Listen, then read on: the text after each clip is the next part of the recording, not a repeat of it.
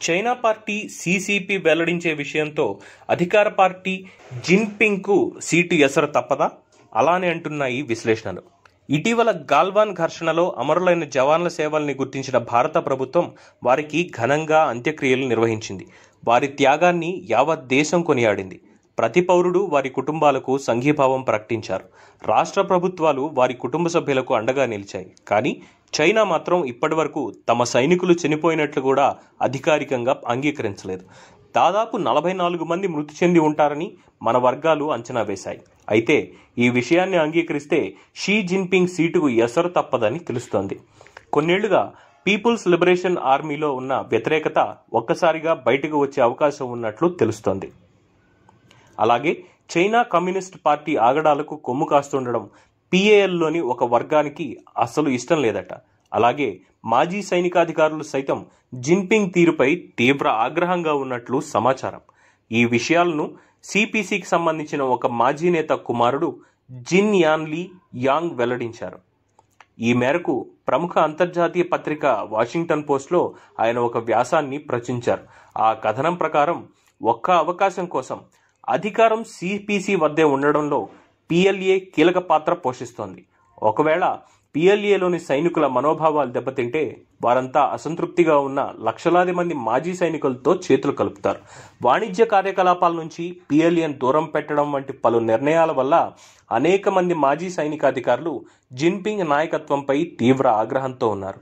వీరంతా ఏకమైతే జిన్పింగ్ పాలనను ఎదిరించే బలమైన శక్తిగా ఏర్పడవచ్చు. ఈ బృందం ప్రస్తుతం అవకాశం కోసం ఎదురు చూస్తోంది. ఈ తరుణంలో భారత్తో జరిగిన ఘర్షణలో ప్రత్యర్థి కంటే ఎక్కువ మంది సైనికుల్ని కోల్పోయామని చైనా అంగీకరిస్తే దేశీయంగా తీవ్ర స్థాయిలో ప్రభుత్వ వ్యతిరేక నిరసనలు వెలువెత్తే అవకాశం ఉంది.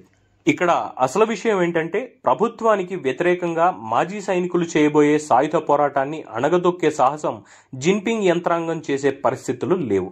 దీంతో ఇప్పటికే క్షేత్రస్థాయిలో తరచూ జరుగుతున్న నిరసనలు, ఆందోళనలు జిన్పింగ్ ఆయన పార్టీ నాయకత్వానికి తీవ్ర ఆందోళన కలిగిస్తున్నాయి.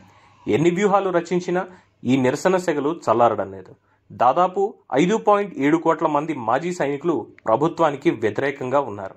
వీరంతా క్షేత్రస్థాయిలో ఇప్పటికే భారీ స్థాయి నిరసనలు, ఆందోళనలు చేపడుతున్నారు. సరిహద్దుల్లో ప్రాణాలు కోల్పోతున్న వారి త్యాగాల్ని గుర్తించడంలో చైనా ప్రభుత్వం విఫలమవుతోందంటూ ప్రజలకు వాస్తవ పరిస్థితుల్ని వివరిస్తున్నారు.